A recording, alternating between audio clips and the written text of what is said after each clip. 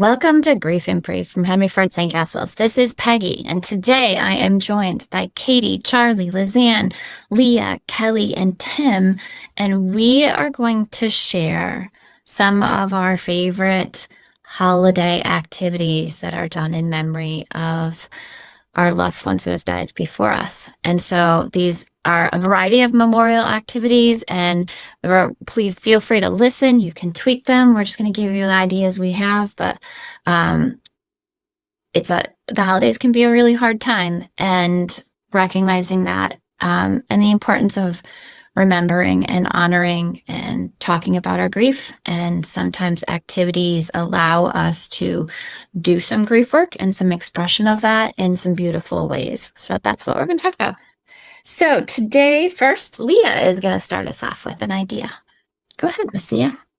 Hello. So today I'm going to talk about memory bulbs and something that my family has done around the holidays. They can be glass or plastic bulbs, but they're normally clear.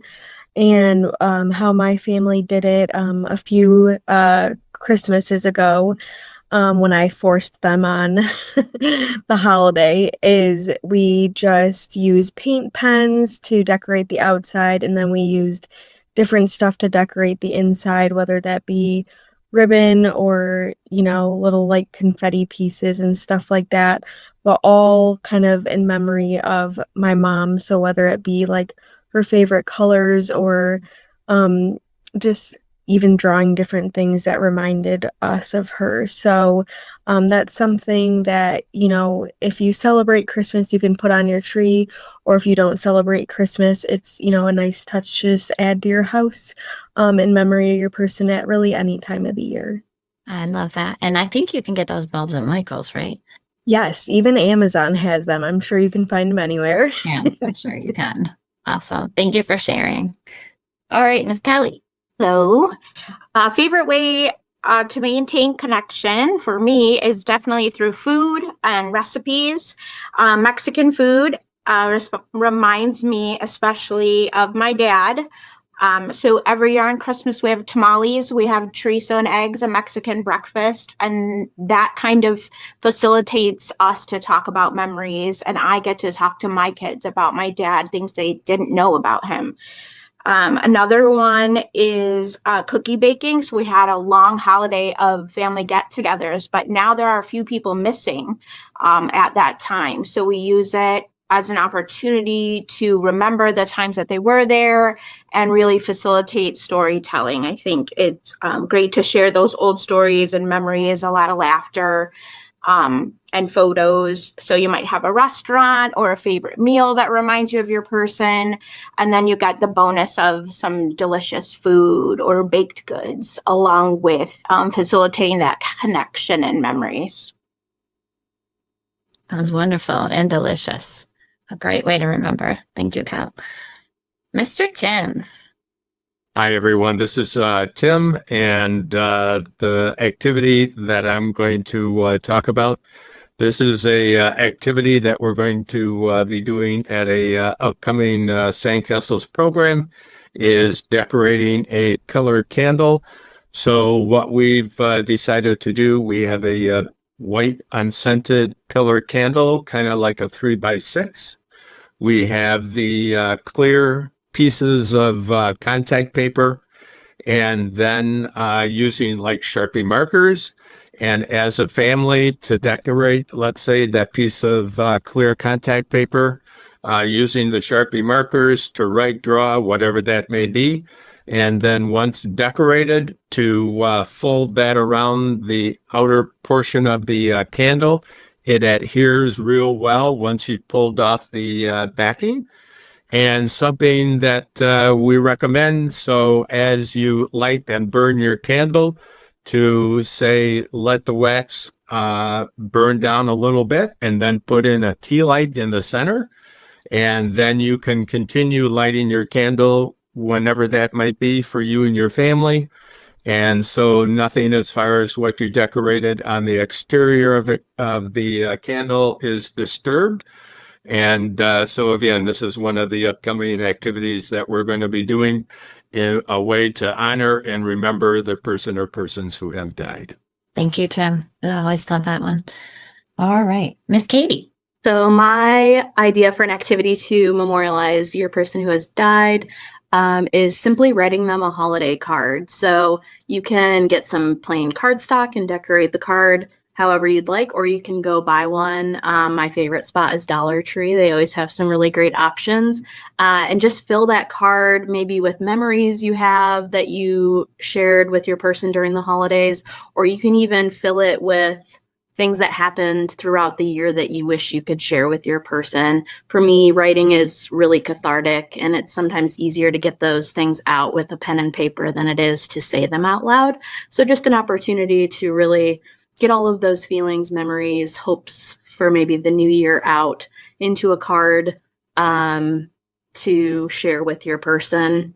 And then you can share it with your family as well. Maybe everybody sit down together and then write your cards and then share what you have written in them, if you're comfortable with that, or simply tuck it away for yourself and maybe look back on it in a couple of years and see how things have progressed for you. Awesome. Thank you, Katie. All right, next up, Miss Charlie. Hi, everybody. It's Charlie, like Charlie Brown. I am going to talk about stockings, kind of specifically like making stockings or decorating stockings. And really, this could be anything. But my way of continuing my connection with my people is by making things. So kind of like how Katie talked about her connection is writing and cathartic, and Kelly's is, making food and having that connection through like tasting things. My connection is like doing something with my hands and giving. So yeah, it's one way for me to continue to express like love and connection. So you could literally buy like a stocking, but like something from Dollar Tree or Michael's, and like you could decorate it. A lot of times I use fabric glue, so you don't necessarily have to have any like super advanced skills or know how to sew or anything like that. Even if you're cutting out pieces of fabric and using fabric glue, I prefer a liquid stitch. But ways to decorate. You can also use like a fabric marker. There are fabric markers, types of like puffy paints, things like that, where you could put your person's name on that stocking. So I think sometimes, regardless of what you've done with your person, like it's just something that maybe you've done every year. And for every year, I have made my parents presents. I make them presents. That is my pride and joy. I have made you this thing, put it throughout your house. So even though they're not here, they're still getting presents. Love that. Love that. Thank you, Charlie. You're welcome. And to round us out, Miss Lizanne. Hello, everyone. I am going to dovetail off of Charlie's idea, because this is an idea that actually a family taught us after the loss of their child. And so often we are learning from our families as to what will help and support them at what can be a difficult time. So the question was what to do with the child's stocking when it came to that time of year, because in this case that his family does celebrate Christmas. And so what they decided to do was to address something that can happen very commonly at this time of year. We do not say their name sometimes. People are uncomfortable with bringing it up. It becomes maybe the elephant in the room. So the decision was, in a more kind of supportive and quiet way, how can we make this connection and allow people who will be visiting, family and friends, support us during this time and the loss of our child. So they chose to hang his stocking. And what they did was, as people came to visit throughout the holidays, they had pieces of cardstock out by the stocking, and they asked people to share a story or a memory or something about their child that maybe they didn't even know. Often we're learning stories at this time of year or at the funerals, and it surprises us to learn about our people after they have died. So they hung the stocking. It was filled with all these stories. The mom happened to also be a scrapbooker. So what she did was take all the stories and they made a scrapbook and they sat around and shared. And it was not only an opportunity to expand on their connection as a family and communicate things, it allowed them to learn about their child in a way that they did not know.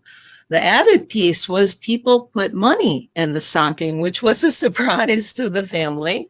And so what they did was he loved animals. And so what they decided to do was donate the money in his memory to a local shelter. And that was an added comfort for them and a way to give back at the holidays that, again, brought them some connection, not only to him, but to their hearts as they were healing.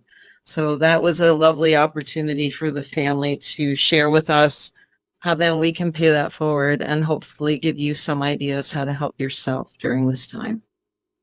Thank you. I love that. As we walk through the holiday season, it is full of all sorts of feelings and emotions. And so our hope here is that some of these ideas will be able to be a springboard for your family to talk about the person who died and to do some of that grief work on that journey during kind of a hard season. So if you need any additional resources, please feel free to reach out to us. That's what we're here for. We are happy to provide that. If you do or someone else you know, we're happy to just send us an email, give us a call, and we are happy to share more. So thank you for joining us today. We wish you peace and comfort this season and throughout the whole year. Take care.